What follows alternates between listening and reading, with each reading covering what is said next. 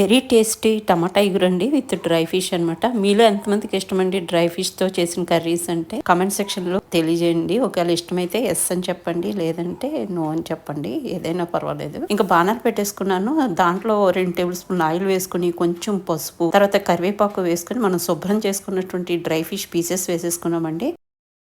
రెండు వైపులా కొంచెం రెడ్ కలర్ అయ్యేలాగా మనం ఫ్రై చేసుకుంటాం అనమాట. అసలు ఎంత ఫ్లేవర్ఫుల్ గా ఉంటుందో చెప్పలేను. చాలా చాలా టేస్టీగా ఉంటుంది అనమాట. కాకపోతే మనం కుక్ చేసే ముందు దీన్ని ఒక 5 మినిట్స్ హాట్ వాటర్ లో సోక్ చేసుకుంటే ఏంటంటే మనకి ఆ నీసు స్మెల్ అది ఏమీ ఉండదు అనమాట. మంచిగా ఫ్రై చేసుకోవాలండి. కలర్ మారింది కదా, పర్ఫెక్ట్ గా వేగిపోయింది. ఇప్పుడు దీన్ని పక్కకు తీసేసుకుంటాము. తీసుకున్న తర్వాత దీంట్లో ఒక 4-5 పచ్చిమిర్చి చీలుకలు వేసేసుకుంటాము. అదే విధంగా ఒక ఆనియన్ చిన్న ముక్కలుగా కట్ చేసింది వేసుకున్నాము. ఇప్పుడు 4-5 వెల్లుల్లి రెబ్బలు వేసుకున్నాము. మంచి ఫ్లేవర్ వస్తుందండి. దీంట్లో ఒక పావు టీ స్పూన్ పసుపు, రుచికి సరిపడా సాల్ట్, 1 టేబుల్ స్పూన్ కారం వేసేసుకుని మొత్తం అంతా మంచిగా మిక్స్ చేసేసుకుంటాము. ఈ లోపు ఒక